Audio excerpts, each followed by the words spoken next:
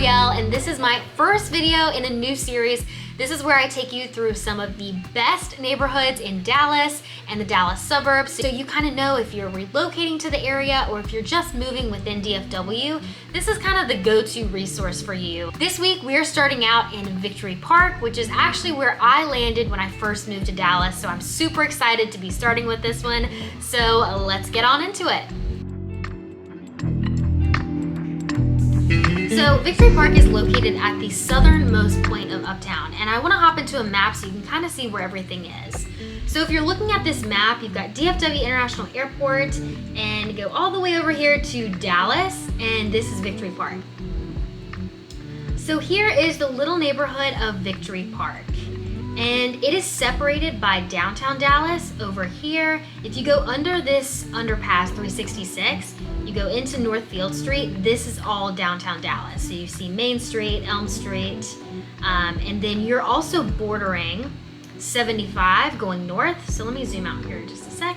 So Victory Park, if you travel on 366, it'll merge you onto 75, and this will go all the way up into the north.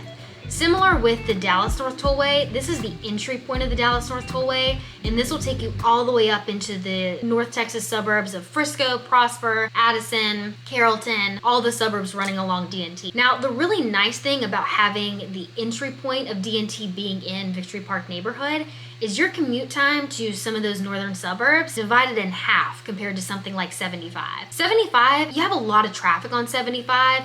Dallas North Tollway, you've got some traffic on D&T, but not nearly as much as 75. So whenever I moved to Dallas, so it was my first little place, I hopped into real estate, and my team was located up in Frisco, but I was living in Victory Park. I thought that commute time was gonna be a lot longer than it actually is. It ended up being closer to 25 minutes, which was really surprising because Frisco felt so far away, but it was really only 25 minutes away via D&T. So it's really a blessing because a lot of other neighborhoods in Dallas, you've got a lot of traffic within Uptown. It's somewhat congested. You've got a lot of traffic lights. So just getting to Dallas North Tollway may take you 15 minutes.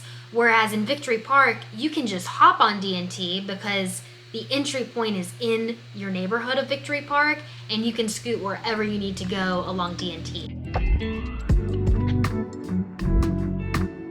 One of the most popular reasons why people move to Victory Park is it is so central, and you've got so many things to do. You've got the American Airlines Center, you've got all these shops and restaurants and coffee shops and fitness studios. You have so many things that you can walk to, and a lot of the other Dallas neighborhoods, Dallas suburbs, they're just not as walkable. A really big perk for this neighborhood is you have access to the Katy Trail. Now, I don't know if this is the end of the Katy Trail or the beginning of the Katy Trail. I've never been able to figure that out, but the Katy Trail starts or ends in Victory Park. It connects a lot of different areas, so you can hop on the Katy Trail in Victory Park, walk all the way through Oakline, Turtle Creek, all the way up into Knox Henderson, grab you a coffee, turn back around, and head down to Victory Park. But let's talk about schools for a second for those of you who are relocating here or moving with the kiddos. Now, people do not call me and say, hey Brielle, we've got kids, we heard Dallas ISD is just rated so well,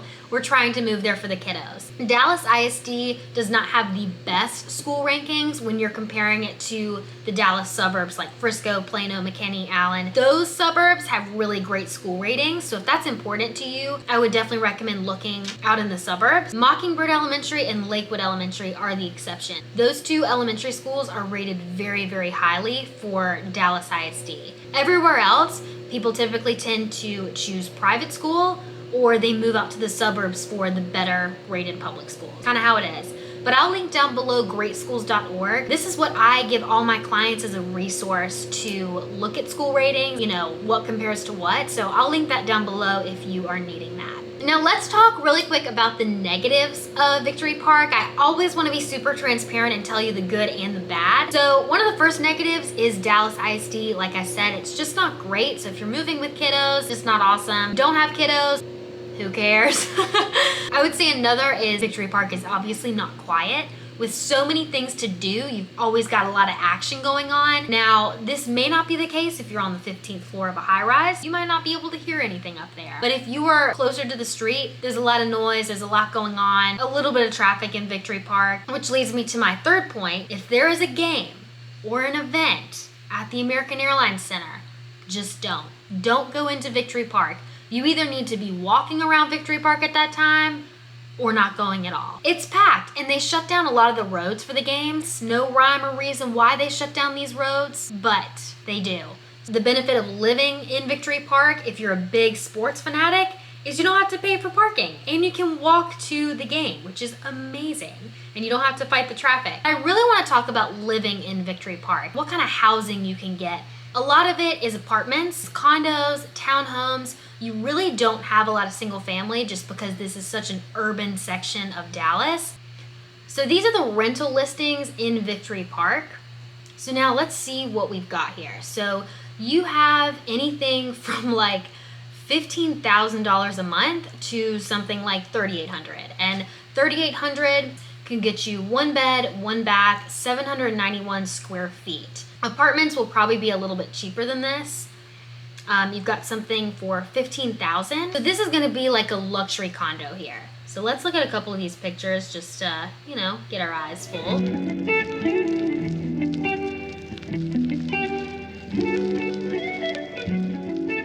So this is a luxury residence in Victory Park compared to something a little bit more affordable, around $3,800. This would be a one bed, one bath, like I was saying, under 1,000 square feet.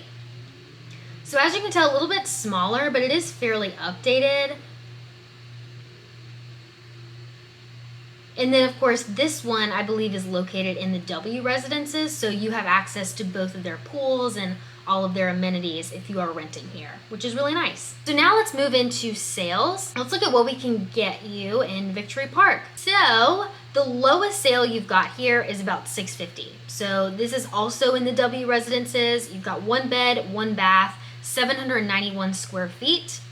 So a similar unit was renting for, what was it, $3,800? That same unit is selling similarly to about $650. You've got $899, $950. So a lot of these are condo buildings. Townhomes are few and far between. You'll see a townhome pop up every once in a while, but it's a little bit more rare. You typically see more condos and apartments in Victory Park because it is so urban, like I was saying. But let's check out what 12.8 million can get you in Victory Park. So 3-bed, 3.5 bath, 8,236 square feet. And then this fees right here, that's actually your HOA fees. So one thing to look out for whenever you're purchasing in Victory Park is if you're moving into a condo building, your HOA fees are typically going to be a little bit higher for these condo buildings because you're paying for covered parking, you're paying for the amenities like the pool, fitness center, or concierge service, right? So 24/7 concierge, you've got somebody at the front desk. So let's look at the pictures.